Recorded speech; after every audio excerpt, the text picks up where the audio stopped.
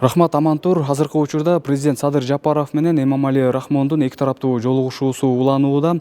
Жолугушуу биз турган Душанбе шаарындагы Улут сарайы имаратында өтүүдө.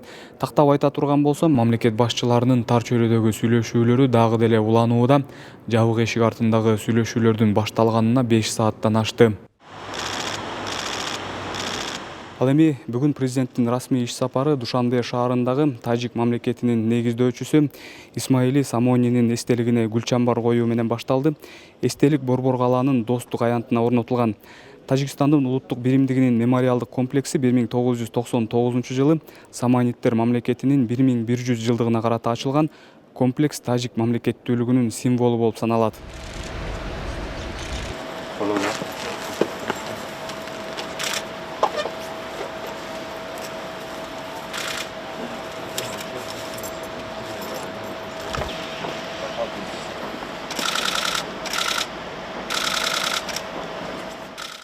Достук аянтынан чыккан президенттин кортежи андан соң Борбордогу Улут сарайына келип токтоду.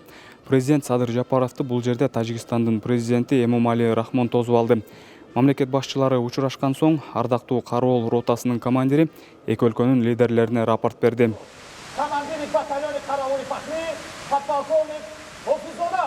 Эки өлкөнүн гимндери жаңырган соң Садыр Жапаров менен Эмомали Рахмон тизилип турган ардактуу Кароол ротасынан өтүп, бири-биринин Кыргызстан менен Тажикстандын делегация мүчөлөрүн тааныштырышты. Расмий жолугушуу аз эми ардактуу Кароол ротасынын салтанаттуу жүрүшү менен коштолду.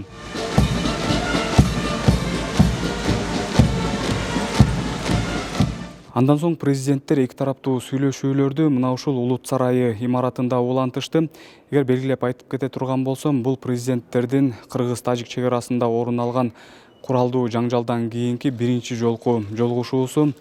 Эмомали Рахмон Тажикстан президент Садыр Жапаровдун өлкөгө болгон расмий сапарына өзгөчө маани берерин белгиледи. Жана өлкөлөр ортосундагы кызматташтыкты өнүктүрүүгө дагы чындап кызыктар экенин баса айтты. Чек ара маселеси боюнча президент Садыр Жапаров өз пикирин билдирип, бул көйгөйдү чечүүгө эки тараптын биргелешкен аракети талап кылынаарын белгиледи.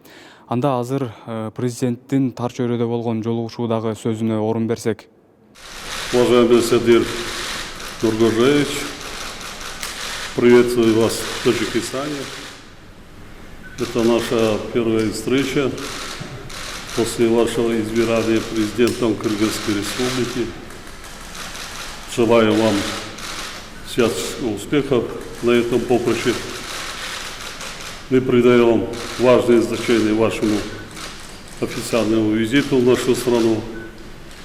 Искренне заинтересованы в созидательном развитии двустороннего сотрудничества наших стран. Таджикистан и Кыргызстан конструктивно взаимодействуют на многосторонней основе.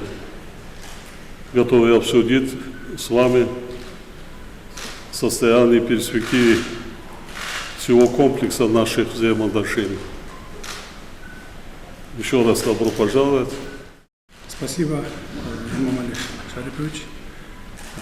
Выражаю вам благодарность за приглашение посетить с официальным визитом в Республику Таджикистан. С сожалением отмечаю, что трагические события 28 апреля текущего года стали днями тяжелых испытаний, исторических испытаний и скорби. Хочу особо отметить, что обе стороны впредь не должны допустить повторения вооруженного столкновения. Народы Кыргызстана и Таджикистана издревле являются братскими народами. Кыргызы и таджики всегда поддерживали дружественные, добрососедские связи. Поэтому я уверен в том, что совместными усилиями мы найдем пути решения пограничных вопросов. Жолугушуу андан ары жабык эшик артында уланды. Мен мамлекет башчыларынын бул жолугушуулары оңой эмес кырдаалда өтүп жатканын белгилегим келет.